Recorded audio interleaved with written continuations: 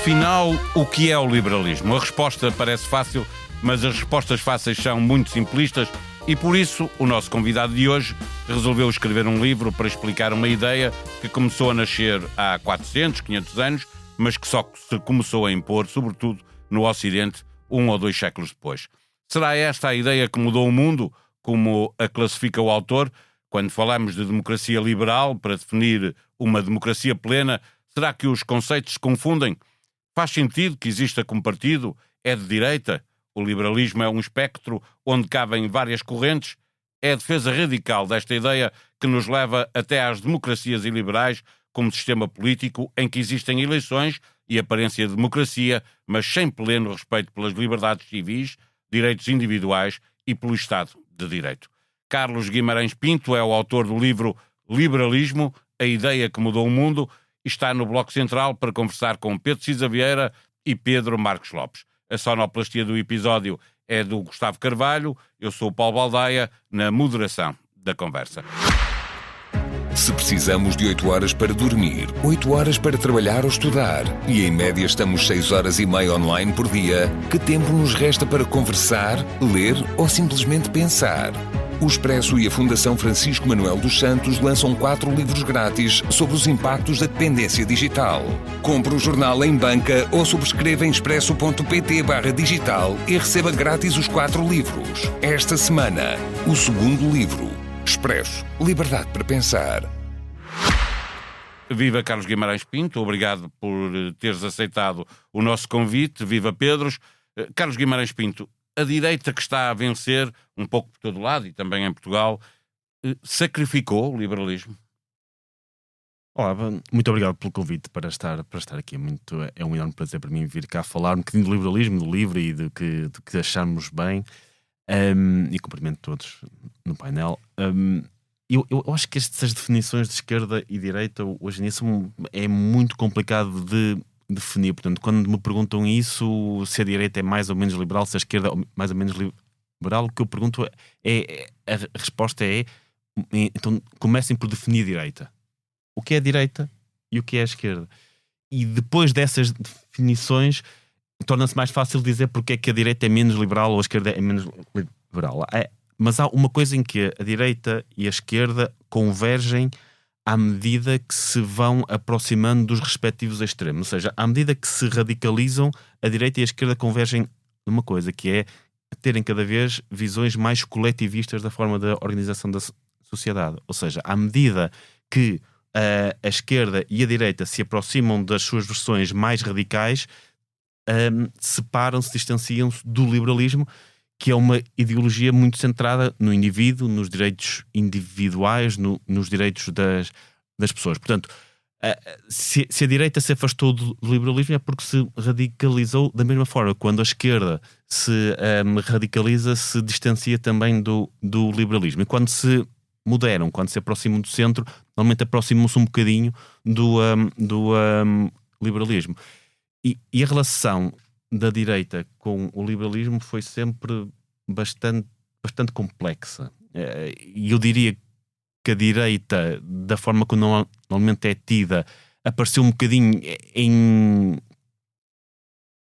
como oposição ao liberalismo. No princípio, estamos a falar do século XVII, XVIII, apareceu ali como uma oposição ao liberalismo no sentido da defesa das instituições do ancien regime. O conservadorismo.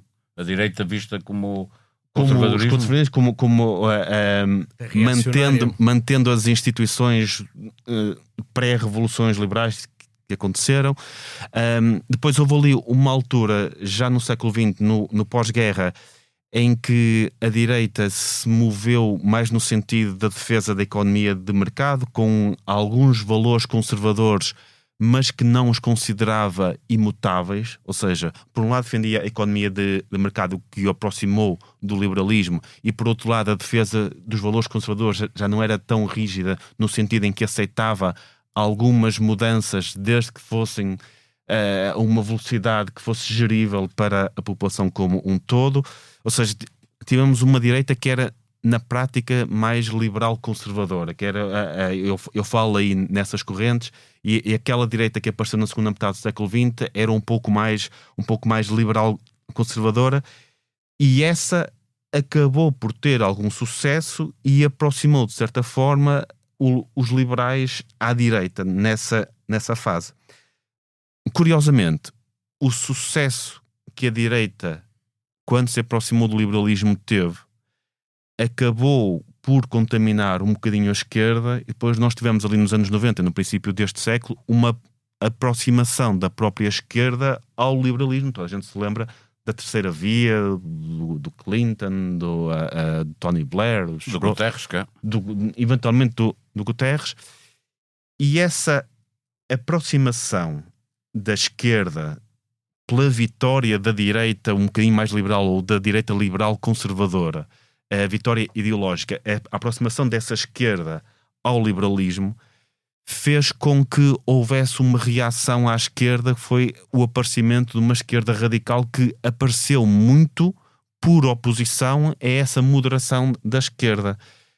E de repente tivemos forças que encontraram o seu auge há 15 anos, na altura da crise financeira, com o Bloco de Esquerda em Portugal, o Podemos, o Syriza, por aí fora. Essa esquerda fortemente identitária, fortemente anti-economia de mercado, ou seja, uma esquerda fortemente iliberal em quase todos os aspectos, e esse pêndulo ter virado tanto para esse lado, depois causou a reação inversa que estamos a ver hoje, na minha opinião, que foi uma esquerda que se radicalizou em alguns temas contra a economia de mercado, contra que assumiu muitas causas identitárias, algumas justas, outras até um extremo, em que criou este tipo de reação, e de repente temos o efeito oposto, que é ter gerado uma reação que também criou uma direita radical fortemente iliberal. E liberal, nós temos aquele slogan do liberal em toda a linha. Esta direita radical aparece como iliberal em toda a linha, porque ao contrário de outra direita, a direita do século XX, da segunda metade do século XX, não aprecia particularmente a economia de mercado ou a globalização, começa a não gostar muito do liberalismo político, ou seja, da independência das instituições, até se dá um bocadinho mal com certos aspectos da democracia representativa. Portanto, é uma direita que, por se ter radicalizado... Identificas isso na esquerda, nessa radicalização que tu achas da esquerda? Achas que alguma vez a esquerda, como o Bloco de Esquerda, ou o Syriza, ou até o Podemos, pôs em causa a separação dos poderes, como põe esta direita, por exemplo?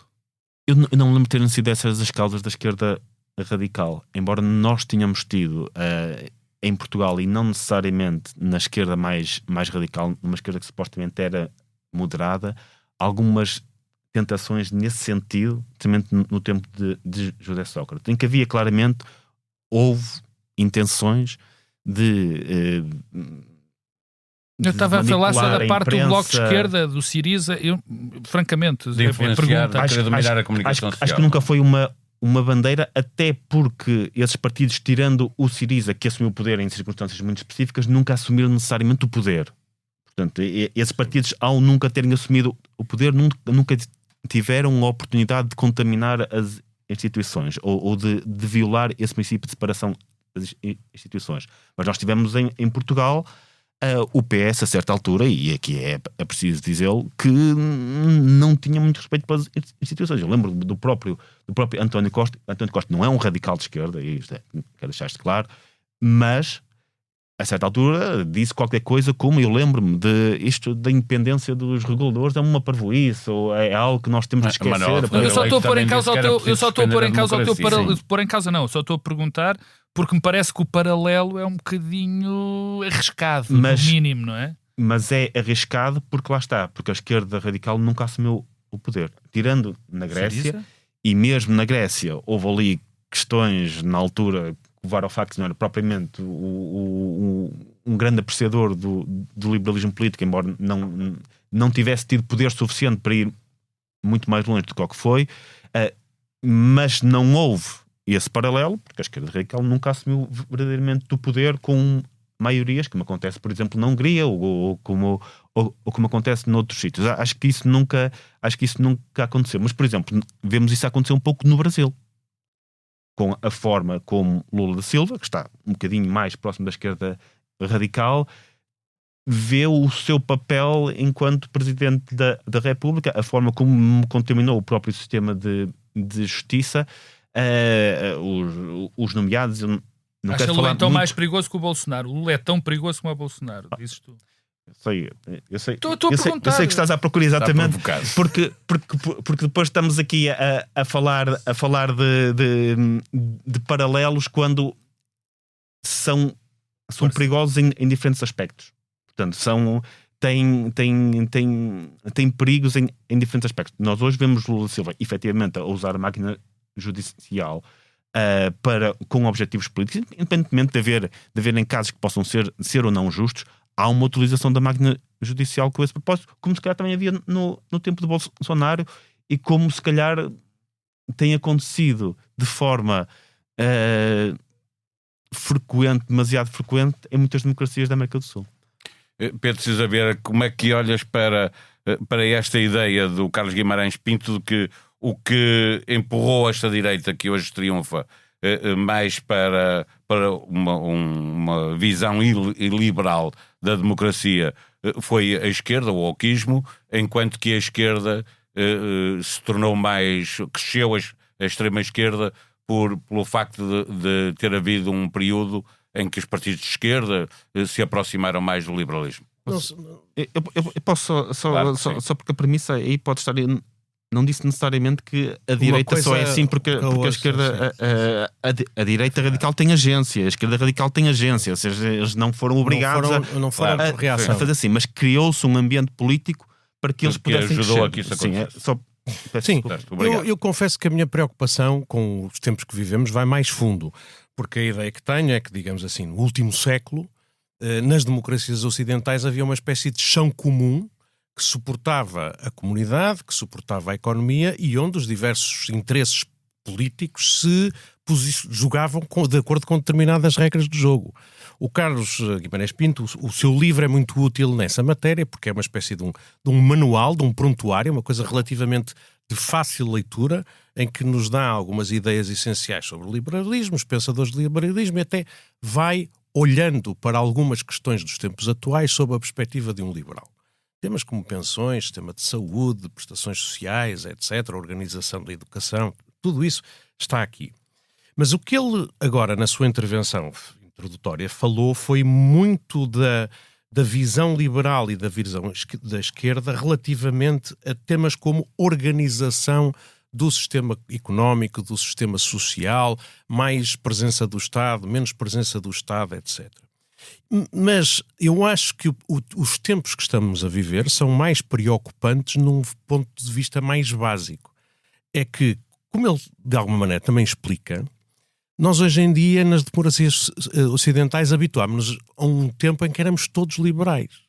Os princípios básicos do liberalismo, do Estado de Direito, da separação de poderes, do respeito pelos direitos, liberdades e garantias, da prevalência da razão e do conhecimento, da tolerância sobre as ideias diferentes, eram, digamos assim, as regras básicas do jogo social. E depois, dentro destas regras do jogo, havia visões diferentes sobre qual era o papel do Estado, qual o papel da sociedade, e os partidos e os vários interesses iam-se alternando com programas diferentes que iam num sentido ou no outro. O Carlos fala de que houve uma esquerda mais estatizante ou uma direita mais coletivizante, mas eu acho que o tema que agora aparece é muito de que há uma espécie de uma tendência que vamos vendo triunfar em muita parte do mundo ocidental, que põe em causa estes princípios, digamos assim, basilares do liberalismo. Como o Carlos estava a reconhecer, é o não respeito pela separação de poderes, com, digamos assim, a subjugação dos outros poderes que supostamente, digamos assim, controlam o executivo. É uma ideia de intolerância. Quem pensa de maneira diferente da nossa está errado, moralmente errado, deve ser reprimido. É uma visão de que a imprensa livre ou opinião diferente não tem espaço porque atenta contra os nossos valores. E estas coisas, digamos assim, são acompanhadas às vezes de uma visão muito conservadora em termos de valores e de organização, digamos assim, social, mas também de uma agenda que, do ponto de vista económico, é extremamente libertária. O Carlos distingue bem o libertarianismo daquilo que é o liberalismo. E, portanto, eu diria que, porque são libertários, porque querem uma saída do Estado de uma série de coisas, podem parecer liberais. Mas depois, muitos destes movimentos, do Trump na América, ao bolsonarismo, ao Orban, atentam contra o Milei. Eu não sei se põe em causa ainda não o vi pôr em causa estas coisas das instituições. Claramente, do ponto de vista programático, é um libertário.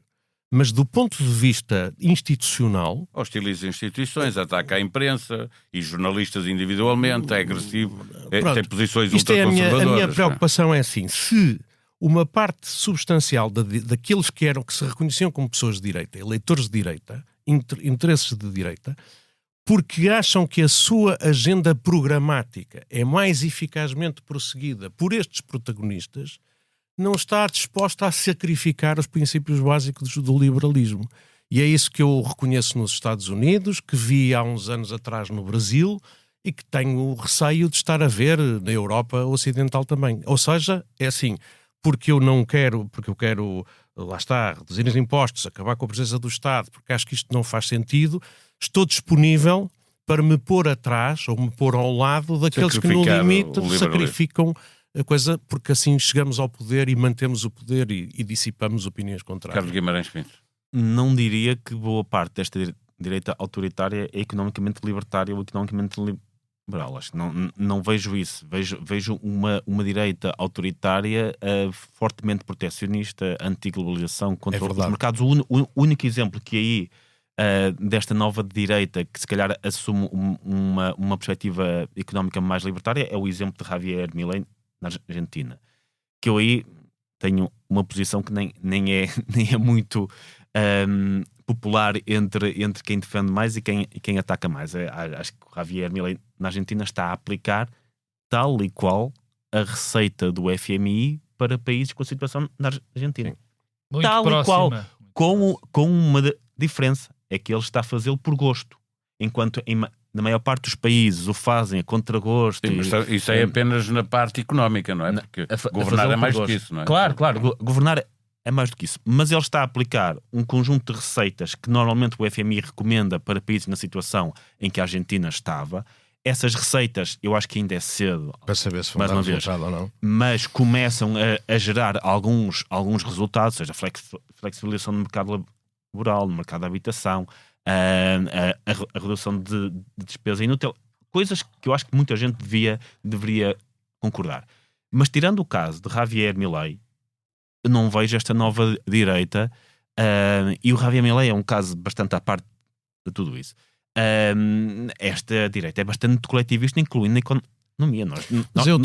Vou-te dar, por exemplo, o caso dos Estados Unidos. Eu acho que as coisas começam por acontecer nos Estados Unidos e depois vão atrás. O One Big Beautiful Bill é uma coisa profundamente libertária. É cortar impostos, é cortar despesa. Não vão mais longe porque não deixaram o Elon Musk andar. Do ponto de vista de regulação, de regulamentação, é retirar o Estado de intervir nos mercados, etc. Portanto, eu vejo ali uma agenda muito libertária, aliás, atrás de alguns plutocratas profundamente libertários que no meio daquilo tudo a única coisa que não gostam é do Trump ser anti-comércio livre. No comércio internacional. Eu acho que muitas vezes eu não conheço o One Big Beautiful Bill em grande detalhe, mas muitas vezes há uma visão, há uma diferença que é importante ter, que é entre ser para o mercado e para o business, que é uma coisa que eu tento explicar muitas vezes quando falo com empresários, e quando empresários vêm reunir e falar para defender os seus setores. Depois vêm pedir num conjunto de coisas, restrições à concorrência no seu setor específico, depois vêm dizer que mas nós temos que proteger a indústria nacional disto e daquilo, e quando eu lhes digo essa não é a nossa posição, nós definitivamente não vamos defender isso, muitas vezes respondem, mas nós pensamos que vocês são a favor das empresas. Não somos a favor do mercado. Por isso é que não defendemos, por exemplo, a injeção de dinheiro na TAP, como não defenderíamos a injeção de dinheiro na Apple ou em qualquer do Estado, na Apple ou noutra empresa qualquer. Nós achamos que o mercado funciona. E para o mercado funcionar, é preciso algumas vezes que as empresas falhem, que as más empresas falhem. Portanto, ajudar uma empresa que falhou não é uma política pró-mercado. Não é, na minha opinião, uma política economicamente liberal. Pode ser uma política pró-empresas. E aquilo que eu vejo muitas vezes em Trump é uma perspectiva pró-business. No sentido de vamos ajudar as empresas fazendo o que for possível, incluindo, se for necessário, a proibir importações. E isso não é uma visão liberal. Pelo contrário, é uma visão protecionista fortemente iliberal. Portanto, eu não vejo, aliás, se nós olharmos para a direita radical em França, na Alemanha, no próprio Reino Unido, não vemos liberalismo económico. Ou Chega em Portugal, o Chega em Portugal, economicamente, obviamente aquilo é mais populista do que outra coisa, economicamente, vem alguém pede X, eles dão X, vem alguém pede Y, eles dão Y. São incapazes de fazer uma escolha difícil nas questões económicas, uma escolha impopular nas questões económicas, e nesse aspecto, mais uma vez, nas questões económicas é importante estabelecer esta fronteira, não se separam muito de outros partidos populistas à esquerda. Nada. Não se separam nessas questões. Portanto, eu tenho alguma dificuldade em aceitar essa visão de que alguma direita radical, de que a direita radical é economicamente liberal. Alguma que não é liberal de todo. Não seja, achas que estes novos movimentos de direita de facto não têm nada de liberal, nem na visão da organização do sistema político, nem na visão da organização do sistema económico, nem sequer na organização da visão da sociedade, da necessidade certamente não. De respeito de uma sociedade aberta. Em liberalismo político, certamente que não. Na questão do liberalismo cultural também não, mas aí a direita, temos que ser justos, nunca foi a parte, se há uma coisa que define a direita, é normalmente essa questão de quererem preservar instituições e costumes antigos, e faz parte, é o que é ser de direita quase. Em questão do liberalismo económico temos visto visões diferentes, mas eu diria que hoje a visão predominante na direita radical mundial, economicamente, não é liberal. Pelo contrário, anti-globalização, anti-imigração, anti-comércio livre. Portanto, tem muito mais essa visão. Há exceções, e haveria. O próprio Chega, o primeiro programa do Chega, era bastante economicamente libertário. Depois mudaram aquilo tudo e hoje eu acho que economicamente não tem programa. Economicamente muito próximos. Se calhar o partido que está mais próximo é o próprio PS. Eu não estou aqui a fazer política, porque acho que outras coisas são bastante distintos. Mas em termos de política económica, se calhar o que os aproxima mais é, sei lá, eles são contra a privatização da TAP, por exemplo, só para dar um desses exemplos. Não há uma classe profissional que venha àquela Assembleia da República que peça para ser considerado de desgaste rápido, ou seja, reformas antecipadas, etc, que o Chega não aceite.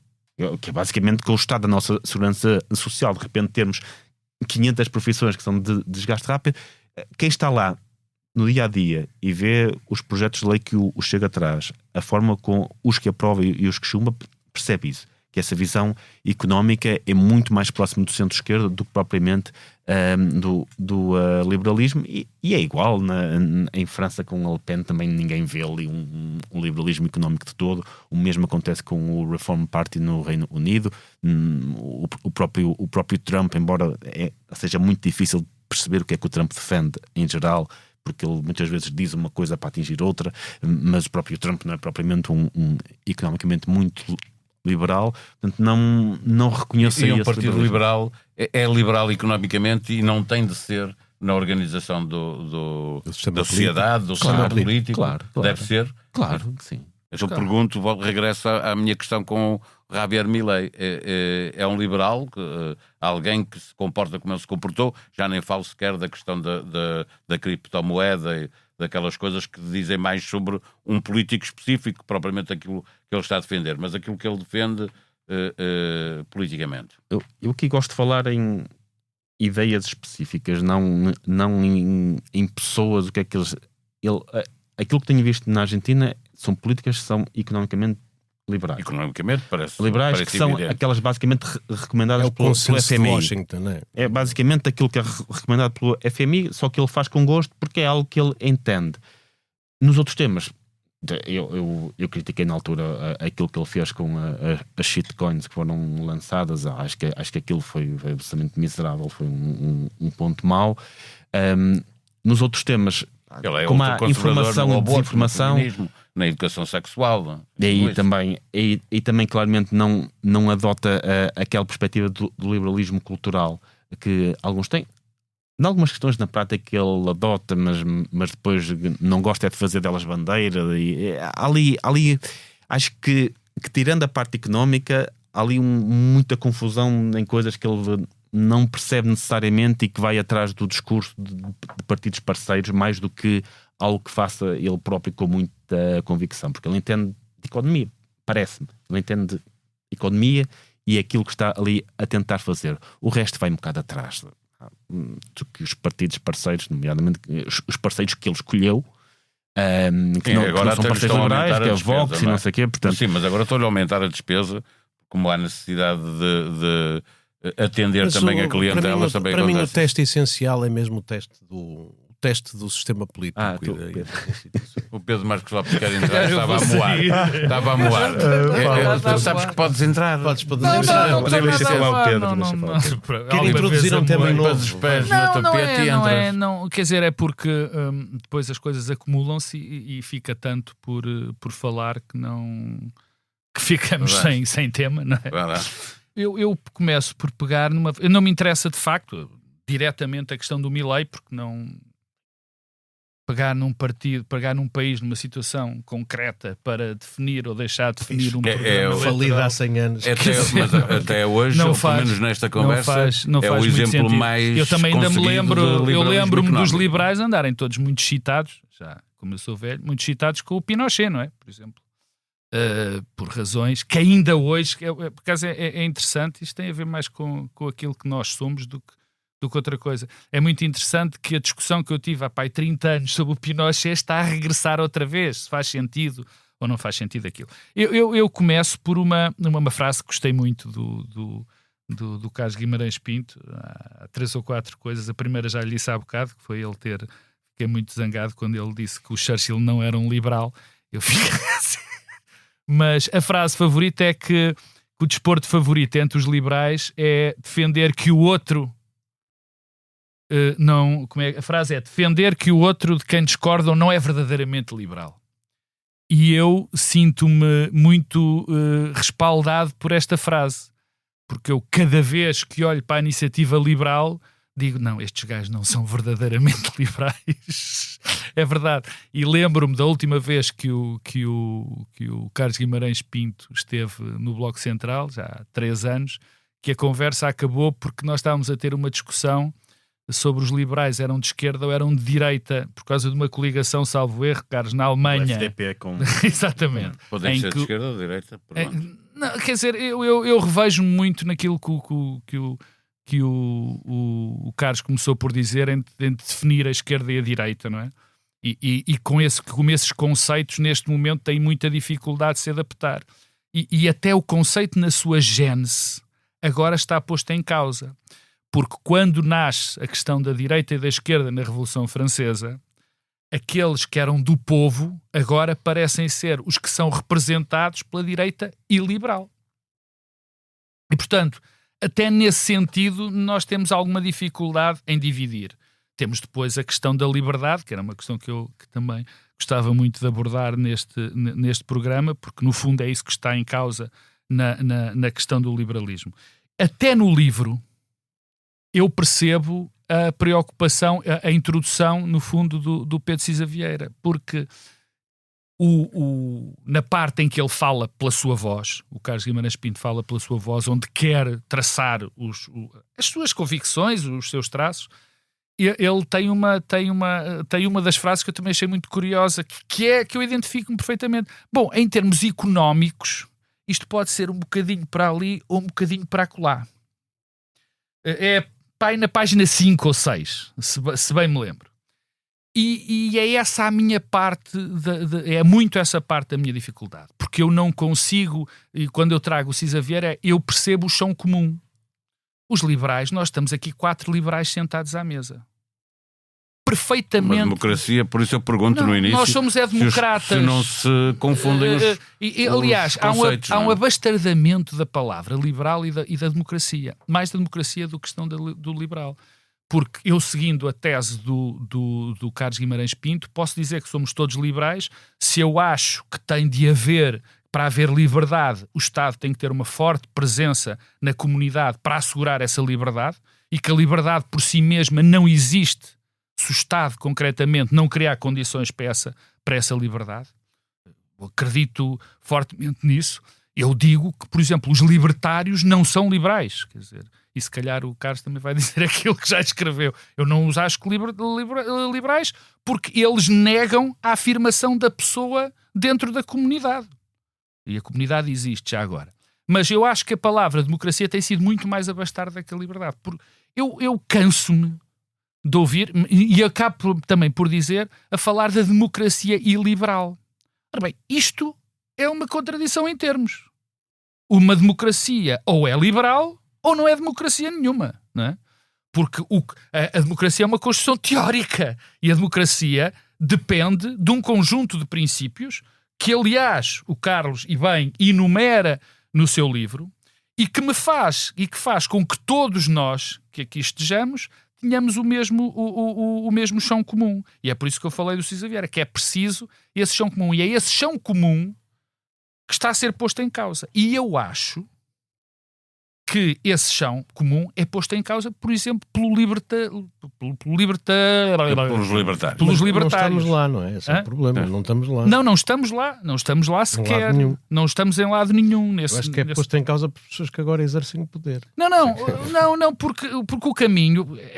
É por isso que eu fico, às vezes, chocado por determinadas posições da iniciativa liberal, de que o Carlos é fundador e fez um trabalho incrível, e aproveito para dizer que ainda bem que há gente na Assembleia, políticos como o Carlos, muitas vezes discordando, consegue defender as ideias e até pô-las em livro, que é uma coisa bastante rara. Eu às vezes incomoda-me, fico perturbado com a iniciativa liberal, porque muitas das suas propostas, muitas não, estou a exagerar, algumas das suas propostas negam os próprios princípios liberais. Porque no momento em que nós queremos destruir a capacidade das pessoas se afirmarem dentro da comunidade, e só o Estado ou organizações o conseguem fazer, põe em causa o próprio liberalismo. Deixa o Carlos Guimarães responder mas lá está. Mas há só aqui a velha história e que combinamos todos. Que é aquele desporto favorito dos liberais, é dizerem que os outros não são. E como eu acho que sou... É preciso o Estado, o que estava aqui o Pedro Marcos Lopes chamar a atenção para... Desculpa só uma coisa. Há algo que eu queria dizer que eu temo não ter percebido bem. Quando o Carlos fala das causas identitárias, e eu não... nega-me se eu disser, as causas identitárias são algo profundamente liberal. Profundamente liberal. Sim, a liberdade de cada um. Não é só a liberdade de cada um, que é a capacidade de autodeterminação, faz a conceitos, sim, mas de organização em grupos, faz a conceitos que são quase totais dentro, está-me a fugir a palavra, que são muito fortes dentro de uma comunidade. E essas causas identitárias, abraçadas por muitos liberais durante muito tempo, por alguns pensadores, aliás, que tu citas como pensadores liberais, aquilo são coisas perfeitamente liberais e custa-me às vezes responder às duas coisas. Peço desculpa, Carlos. Guimarães Pinto. Eu peço desculpa de trazer isto tanto para a teoria, mas Exato. vocês é que a culpa foi vossa que não me deixaram falar. Eu aqui prefiro sempre falar em questões mais concretas, exatamente que medidas é que são essas que depois não são liberais. Eu até admito, eu acho que não há organizações perfeitas, tal como não há sistemas perfeitos, nós temos de gerir a imperfeição. Eu acho que as ideologias que buscam uma utopia perfeita são aquelas que normalmente geram o maior caos. Portanto, parte do liberalismo, eu escrevo isso, acho que é mesmo na conclusão, parte do meu pensamento liberal resulta do facto de aceitar que o mundo vai ser sempre imperfeito. que nós nunca iremos ter um mundo exatamente perfeito em que não há pobreza de todo, em que não há desigualdade, esse mundo nunca vai acontecer, mesmo com o liberalismo. Ao contrário dos comunistas, os fascistas, que têm uma visão de que se fizer tudo aquilo que eles acham que se deve fazer, nós vamos ter um mundo perfeito, sem classes, sem etnia, sem um mundo uniforme em que toda a gente é igual. Mas tu não achas, desculpa interromper, tu não achas que muitas vezes os nossos liberais, que são diferentes de muitos liberais, caem naquele erro que tu identificas e que nós todos conhecemos do Raymond Aron? O Raymond Aron dizia que o ópio, quer dizer, era o marxismo era ópio. E a minha sensação, muitas vezes que tenho a ouvir os nossos liberais, é que eles têm sempre uma solução. Era o ópio dos intelectuais. Sim, não era é mais claro, é mais claro.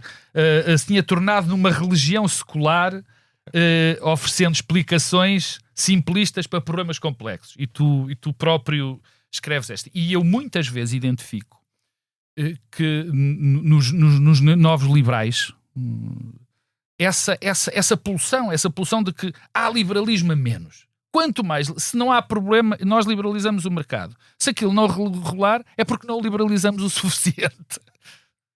Isto depende muito do ponto de partida onde nós estamos. Eu acho que em muitos setores nós temos liberalismo a menos, efetivamente, e que se tivéssemos mais, essas áreas da sociedade funcionariam melhor. Seriam perfeitas? Não. Deixaríamos de ter, se tivéssemos mais liberdade de escolha na saúde, deixaríamos de ter pessoas à espera e que deixaríamos de ter erros médicos, deixaríamos de ter completamente listas de espera, a gestão da saúde ia ser absolutamente perfeita? Não. Seria melhor do que temos hoje? Sim. No caso da habitação, se fosse mais fácil licenciar, se tivéssemos um mercado de arrendamento mais flexível, eu acho que teríamos... Toda a gente conseguiria comprar casa? Toda a gente conseguiria viver no centro de Lisboa? Não, isso é impossível. Teríamos mais casas e mais baratas com rendas mais baixas? Sim, iríamos ter. Na educação, em todos os setores onde hoje, quanto a mim, existe Estado a mais e que restringe a iniciativa privada. Achas que na habitação há Estado a mais? Acho que existe Estado a mais, porque Estado na habitação... Não como proprietário, não é? Como regulador. Não. Como proprietário, não. Proprietário, o Estado tem 2% da habitação. Isto não é nada. Com a Áustria, que tem 40 e tal. Não é a Áustria, é especificamente Viena. Por acaso até tem mais Viena, especificamente. 50 e tal. Que é onde é preciso. Mas note, mesmo em Viena, mesmo na Áustria, onde existe isso, os preços têm aumentado bastante. Sim. Portanto, os preços das rendas e tudo. Claro que há ali um pequeno grupo de pessoas que beneficia de facto de ter rendas controladas e que essas estão bem.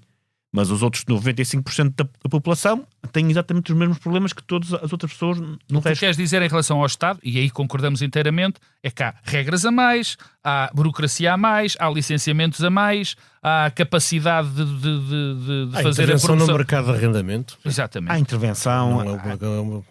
Arrendar não é seguro, as pessoas têm muito medo de arrendar porque não sabem se a pessoa não pagar, se a podem colocar fora. Às vezes, se não pagar. Estou muito sobre isso, claro. Quem não paga rendas mas isso é despejado e flexibilizou-se muito o despejo de quem não paga rendas. Mas continua a ser difícil. Demora muito tempo e depois é muito difícil em tribunal se as pessoas destruírem a casa. Portanto, quando uma pessoa vai arrendar uma casa, já contabiliza todos os riscos de poder passar meses sem receber uma renda e depois nunca mais as receber, na altura em que põe a pessoa em tribunal, a pessoa poder destruir a casa. E o que era preciso fazer então era facilitar o despejo, mais ainda, é isso? A partir da altura em que o contrato não é cumprido, facilita-se o despejo. Para mim é algo evidente. E isto o que faria, porque os senhorios não são a segurança social, ou seja, não tem... que nós tivemos isto durante anos a fio, em que senhorios tinham rendas de 5 euros, 10 euros, o que é que seja, as pessoas não podiam sair de lá porque eles, na prática, eram a segurança social. E temos esse problema. Temos o problema dos licenciamentos.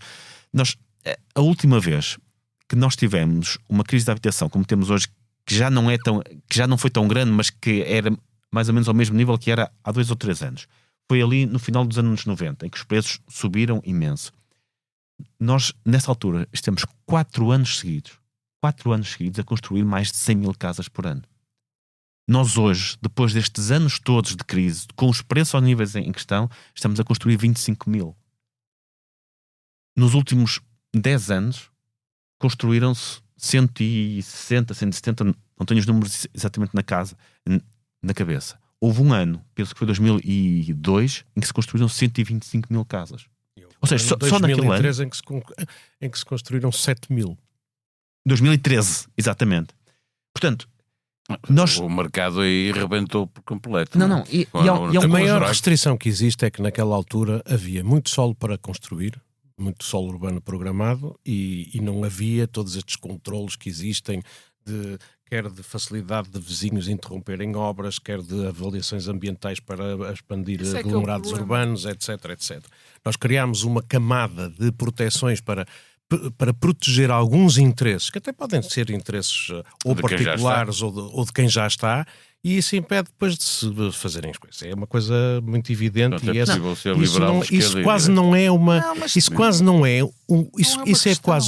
Não é um tema de organização de mercado, é quase o resultado indesejado, uma externalidade negativa de uma comunidade que criou sucessivas camadas de proteção que determinam o imobilismo não só da sociedade, mas até do próprio Estado. O Estado quer fazer coisas que não consegue. Mas isso correndo o risco de parecer aquilo que eu critico nos liberais, e portanto lá vai isto, muitas das vezes as críticas que eu tenho aos liberais portugueses, tem a ver com isso. Quer dizer, o facto de nós todos reconhecermos que o Estado tem tido uma atitude catastrófica, por exemplo, na questão da habitação, na questão dos licenciamentos, faz com que haja um discurso contra o Estado, contra a presença do Estado. Nesse caso é justificado. Não, mas não é contra o Estado, é contra o próprio papel do Estado dentro de um determinado mercado. A minha questão é, como se definem muitas das vezes os grandes princípios, é este. Nós hoje temos uma situação, certo? Nós hoje temos um problema grave. Como é que fazemos? Esperamos que o mercado resulte ou pedimos uma intervenção forte do Estado? Mas qual é a intervenção do Estado no caso da habitação? Nós estamos aqui a falar... Nós, na última década, construímos menos cerca de 600 mil casas do que era costume construir a cada década. Estamos a faltar 600 mil casas. O Estado... Tem que ser necessariamente assim, porque as casas vão-se construindo, vão ficando, as que são construídas, as necessidades não são sempre a crescer exponencialmente. A população está a aumentar. Move-se, a população aumenta e as famílias estão mais pequenas. A população até estava a diminuir há poucos anos, agora está a aumentar com a imigração. Portanto, estou a dizer que não é exponencial o crescimento. E com menor emigração. Ou seja, tu tiveste... Nos anos em que Portugal perdeu população, aquilo que aconteceu foi que muita gente emigrou, os imigrantes que cá estavam regressaram aos seus países e, portanto, tu perdeste população. Certo. Agora o que está a acontecer não é só que os imigrantes estão a regressar, mas também que há menos gente a emigrar. E, portanto, há mais necessidade de casas. É preciso ter mais casas. O Estado mais disponíveis de casas. Agora, certo, mas eu acho que isto é um exemplo que não... Quer dizer, eu gostava de ouvir o Carlos a responder às tuas questões. Não, acho que a questão da habitação é um bom tema nessa perspectiva, porque resolver agora não é. É tal coisa das utopias. Vamos resolver o problema da habitação nos próximos 2 anos? Não há uma única medida que seja tomada hoje que resolva o problema da habitação nos próximos 2 anos. Não há. Nem se calhar nos próximos 3, nem se calhar nos próximos 4. Não há uma única medida mágica que possa fazer isso. E é isso que também combate nas utopias e que a política tende a fazer aparecer bastante, que é o Bloco de Esquerda teve um cartaz nas últimas legislativas que era: o voto no Bloco acaba com as rendas ou baixa as rendas, não sei o quê. Não iria criar, não. Voltando ao assunto de há pouco, nós construímos menos de 600 mil casas. Eu acho que ninguém, mesmo alguém que não acredite na economia de mercado, acha que se houvesse mais 600 mil casas no país neste momento, obviamente, que os preços estavam iguais, estariam muitíssimo mais baixos. E nós temos de olhar... Também não existem muitas casas que poderiam estar habitadas e não estão. Estamos a falar de dezenas de é um milhares. choque de direitos complicado. Eu, se calhar, devia ter trazido o livro que escrevi antes deste, que era exatamente sobre a habitação, que aliás o Pedro apresentou.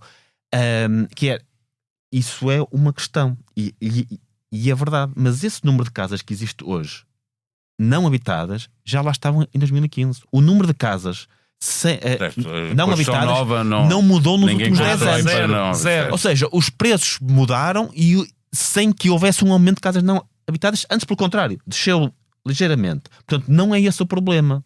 O que mudou nos últimos 10 anos, com este aumento de preços, foi uma queda brutal, mas brutal, da construção. E isto é o problema que nós temos que endereçar. Mas não foi só isso, Carlos Guimarães Pinto. Também mudou o Airbnb. Significa que há muitas casas, há milhares de casas que poderiam estar no arrendamento ou no mercado para venda e não estão, e bem, eu não estou... Mas essas casas criaram riqueza que poderiam, em termos económicos, gerar a que houvesse mais habitação. Mas esse é outro ponto interessante que, aliás, fala no outro livro também. Nós temos hoje cerca de 100 mil casas no alojamento local. Dessas 100 mil casas, houve dezenas de milhares que foram recuperadas, que não estavam no mercado da habitação antes. Outras, como acontece no Algarve, só foram construídas para ser para alojamento local. No dia em que acabasse o alojamento local, ou aquilo passava para informalidade onde estavam antes, ou ninguém morava lá, porque há casas que foram construídas para turistas e que não têm uma população residente que as ocupasse. Portanto, vamos dizer, assume no Algarve também tem lá a família a viver. No Algarve há muita falta de habitação. No Algarve há mesmo falta de habitação. Há falta de habitação, mas também mas no dia em que se proibisse completamente aquelas casas serem alugadas a turistas, resolvia-se o problema da habitação de duas formas. Havia mais casas e havia menos turistas, portanto menos pessoas a querer... Não, e menos gente a lá viver porque não tinham de trabalhar. Exatamente, é isso. Não é questão. Mas até dou esse desconto de Porto e Lisboa, que assume, há uma concorrência. Existe uma concorrência entre o mercado para a habitação e o mercado para o turismo. Estamos a falar de, se calhar, de 20 mil casas. Mas comparemos as 20 mil que seriam transformadas e que não existiam antes, portanto, que só foram recuperadas para turismo, etc. Agora, compare-se isso com as 600 mil que não se construíram. Que estamos a falar em magnitudes completamente distintas.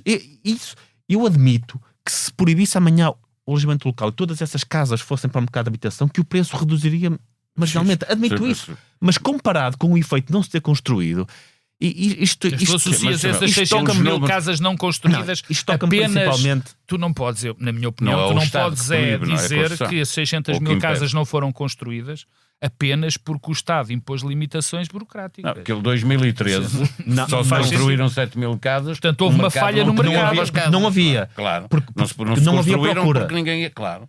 Aliás, caiu o preço da habitação, quer o aluguer, quer a venda, caiu muito. Até 2015 não se construía porque não havia procura. Ponto. Aí aceito isso.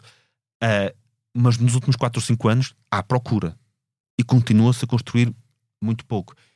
E as regras, e a forma como as regras são impostas, tem um efeito grande nisso. Eu posso dar, até a propósito desta questão das barracas, eu lembro do meu exemplo pessoal, que é os meus pais, quando casaram, ocuparam lá um casebre pequeno que o meu avô tinha lá num terreno agrícola, que não tinha condições nenhumas. Eu lembro, eu só vi lá até aos 6 anos, aquilo não tinha absolutamente condições nenhumas, tinha ratos, entrava chuva, vivíamos numas condições não muito boas, não tão más como as pessoas das barracas, mas em condições que não eram muito boas.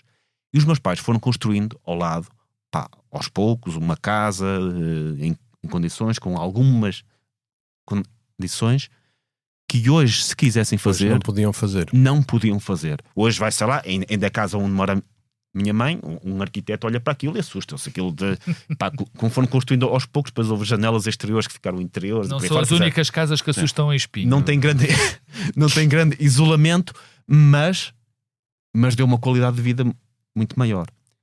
Isso hoje era absolutamente impossível. Hoje, pessoas como os meus pais seriam incapazes de construir uma casa. Seriam parte daquela população que tem problemas de habitação. Porquê? Porque hoje era impossível fazer aquilo que fizeram naquela altura, porque existem regras, porque as regras são impostas de forma muito estrita, porque há casas que ficam lá meses à espera porque a casa de banho tem menos de 10 centímetros do que era suposto, porque as regras são muito complicadas. Ao Estado. Do funcionamento do Estado, não é? A qualidade do funcionamento do Estado e a quantidade de regras que se impõem. Isto foi ridicularizado bastante em vários programas. Nós, a certa altura, tínhamos agora já foi retirado, que obrigava todas as casas, quer as pessoas quisessem, quer não quisessem, a ter um bidé e uma banheira. Não podia ser uma base de duche, tinha que ser uma banheira. Muitas pessoas, aquilo que faziam era, colocavam a banheira e, como preferiam base de duche, ia lá o fiscal da Câmara, via a banheira. Mas se faz assim, então. Criavam-se banheiras para tirar ao lixo. Punham-se banheiras para tirar ao lixo. O governo anterior, ainda no tempo do PS, eliminou essa obrigação. Exatamente. Ao fim de algum tempo, veio-se a descobrir que essa obrigação, apesar de ter sido excluída do regeu, ainda estava noutra legislação qualquer e, portanto, o fiscal da Câmara que fazia essas fiscalizações ainda obrigava a que aquilo estivesse ali. Estamos a falar de uma coisa pequena, mas são 1.000 euros aqui, mais 2.000 euros ali. Outra coisa, o isolamento térmico. Uma pessoa queira pôr 6 centímetros de capote em algumas zonas do país, não pode. Ou seja, ou gasta o dinheiro que é preciso pôr 10 centímetros de capote, ou então não tem isolamento térmico. Ou passa frio, ou se quiser passar menos frio, mas não ter dinheiro para pôr o material de maior qualidade. Isto é absurdo. E isto está muito na origem da crise da habitação. Bem-vindo, eu sei que não era o tema de hoje. Bem-vindo ao meu mundo. Bem-vindo ao meu mundo. Mas isso revolta-me, porque eu vi muita gente de classe média baixa na geração dos meus pais que pôde ter uma casa, que pôde mudar a vida dos seus filhos e da sua família, porque a aplicação da lei, a própria lei e a aplicação da lei Carlos, mas era diferente. Tu podias lutar isso sendo do PS, do PSD ou da Iniciativa Liberal. Não vou entrar por aí, porque eu acho que há na contagem final. Há uma diferença muito grande entre nós disciplinarmos a urbanização e a construção, dizermos quais são as características de um aglomerado urbano, termos regras para dizer qual é o tipo de edifícios que queremos em termos de conforto, de salubridade, de segurança, até... Isto são interesses públicos que têm que ser regulamentados. Outra coisa é nós fazermos camadas e camadas de legislação e de regras que a certa altura ninguém sabe onde está, quem fez, porque é que fez e que impede e que criam uma paralisia do funcionamento do mercado que tem que ser regulado. Tem isso a ver com o liberalismo? Isso não tem a ver com mais ou menos, tem a ver com um Estado absolutamente ineficiente. Mas também não queres regressar aos tempos em que, por exemplo, tiveste a maior urbanização clandestina da Europa, era ali na zona de Fernão Ferro, Quinta de Conde, etc. Tudo aquilo eram pessoas que tinham possibilidade de construir casas, mas não podiam pagar os terrenos que havia. Portanto, aquilo foram casas de alvenaria, etc., que as pessoas fizeram num esforço financeiro muito significativo, mas construíram em sítios onde não havia infraestruturas, onde não havia água, onde não havia eletricidade, etc. E nós também não queremos regressar a esse tempo. Não queremos regressar ao tempo em que um proprietário, só porque tinha um terreno, podia construir o que lá quisesse. Mas estamos tão longe desse tempo. A questão é que estamos tão longe disso. Exatamente. E, portanto, o que eu digo sempre é preciso que o Estado funcione bem, que responda, que deixe as coisas funcionar, que corresponda às exigências de uma sociedade moderna, porque se não o fizer, a tentação vai ser mesmo dizer nós não queremos a regra nenhuma. E isto é muito mau. Mas eu acho que esse discurso é como dizem, uma pessoa que tem... Isto não é politicamente correto, mas uma pessoa que tem 180 quilos, não faças dieta que podes ficar anoréxico. Não, é verdade, isso é um risco, mas esse risco está neste momento está tão distante, mas tão distante. Carlos, eu não resisto a isto. Isso é a mesma coisa quando tu dizes mas que a paralelo entre a extrema-esquerda e a extrema-direita se pode fazer esse paralelo. Porque o que se quer... Quer dizer, o que tu defendes em relação, por exemplo, ao mercado de habitação, e eu acho, porque conheço bem, porque te acompanho, em muitas das coisas, o que eu muitas vezes penso é que, não, quer dizer, este tipo tanto pode ser do PS, como do PSD, como bloco de esquerda, porque provavelmente o que tu queres É exatamente o que as pessoas querem, porque não é mais ou menos liberalismo. É que as coisas funcionem. E como é que nós vamos fazer com que funcionem melhor? E tu queres tirar barreiras que possam levar exatamente a outra. Desculpem lá, temos que passar à frente. O mercado da habitação, ou melhor, o setor da habitação não é bom para discutirmos este tema por uma razão. Tem o pior de tudo. Nem sequer tem intervenção do Estado a sério, porque o Estado não oferece habitação, não faz nada, e tem a intervenção que não deve haver, com regras estúpidas ao nível do dimensionamento da oferta e com intervenções e constrangimentos na procura e no funcionamento da oferta e da procura. Portanto, é exatamente o tipo de coisa que está tão doentia que é muito difícil nós termos uma discussão sobre se... Temos que começar a episódio outra vez. Exatamente. Sendo que a procura não só... E sendo que eu quero fazer uma pergunta ao Carlos. Deixa-me só dizer... Mas ele ainda não respondeu à primeira pergunta do Pedro. Mas sendo a primeira... Como se interrompem um ao outro... É um segundo. Sendo que no mercado da habitação ainda tem, além de todos estes problemas, tem um que é relativamente recente, que é a procura é absolutamente global, não é? E a oferta é local. O que nos diz muito sobre este engajamento do mercado. Não é o tema ideal. Esqueçam a habitação e deixem o Carlos Guimarães. Vamos começar o episódio outra vez para escapar a parte da habitação. Não sei qual era a pergunta, Pedro. Eu tenho uma pergunta para fazer, que é a seguinte. Depois de tudo o que disseste, que estes novos partidos que podemos identificar com a direita são iliberais em todos os aspectos, no aspecto económico, no aspecto político da organização política, etc., onde é que fica um liberal de direita hoje em dia? Eu pergunto isto porque eu, que sou um liberal de esquerda, sinto-me perdido.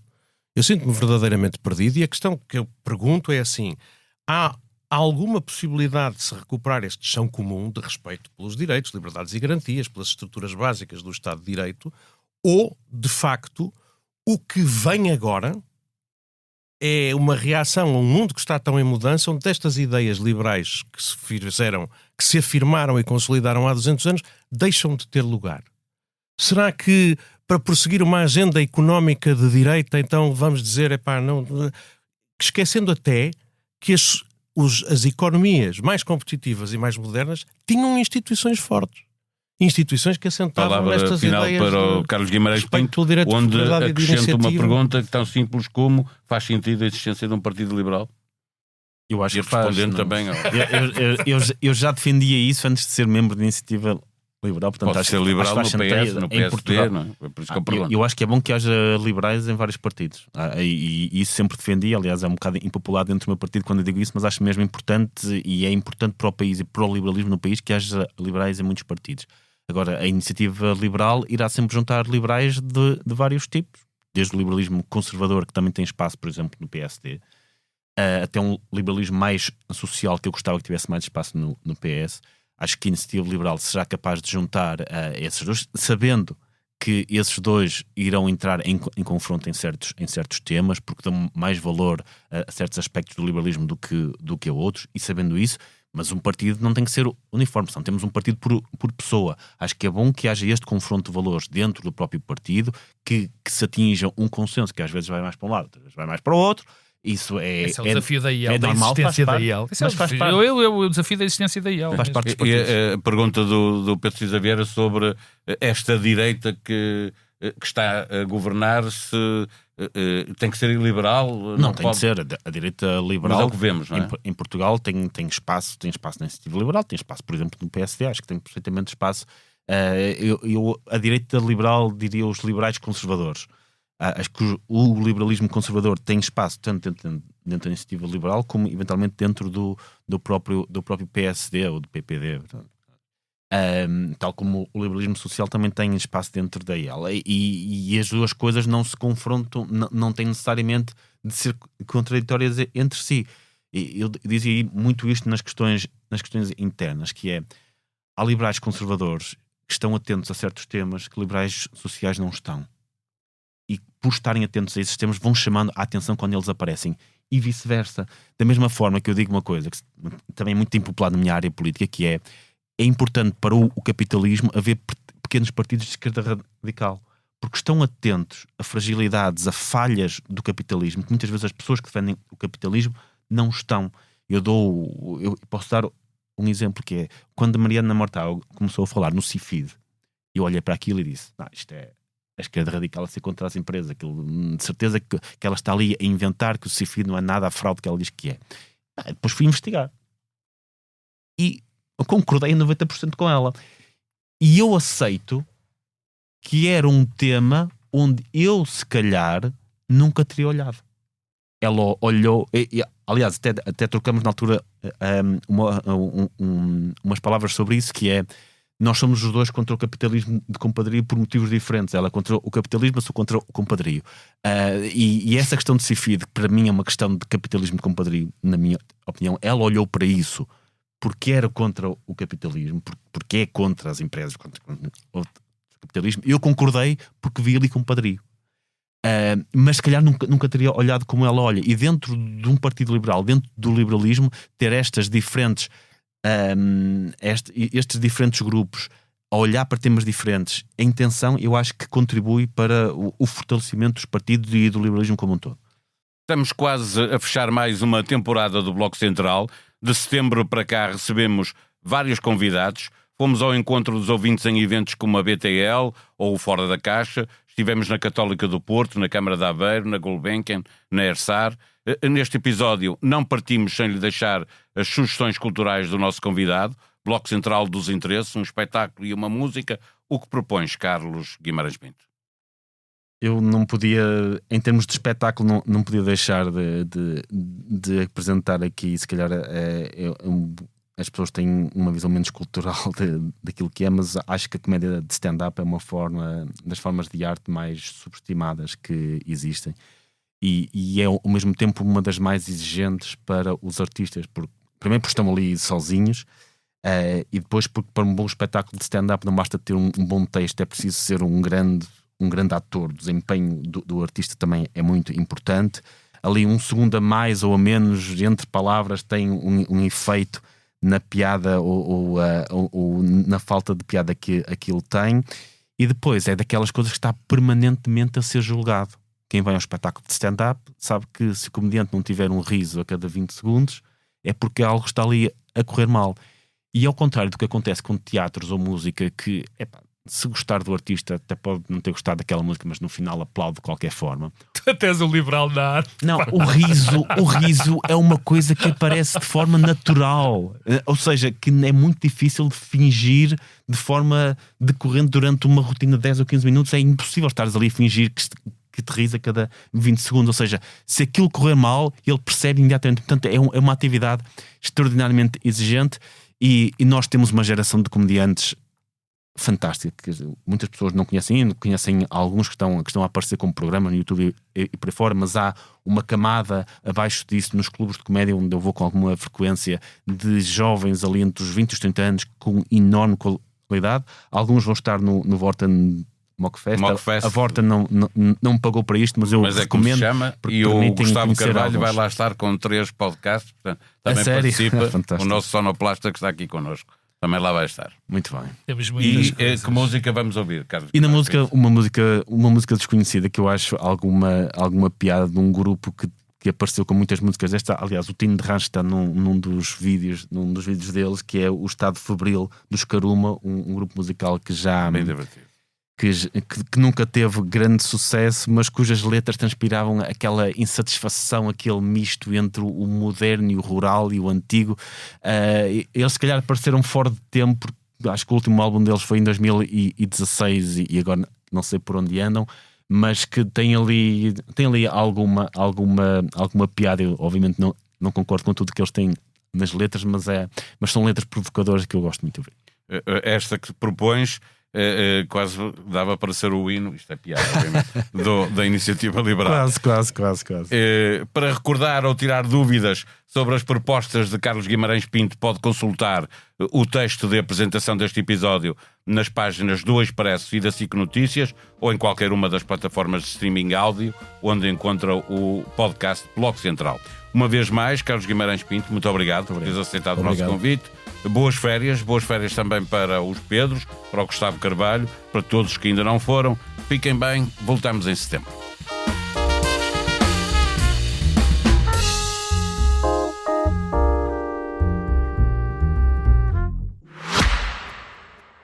Se precisamos de 8 horas para dormir, 8 horas para trabalhar ou estudar, e em média estamos 6 horas e meia online por dia, que tempo nos resta para conversar, ler ou simplesmente pensar? O Expresso e a Fundação Francisco Manuel dos Santos lançam 4 livros grátis sobre os impactos da dependência digital. Compre o jornal em banca ou subscreva em expresso.pt/digital e receba grátis os 4 livros. Esta semana, o segundo livro.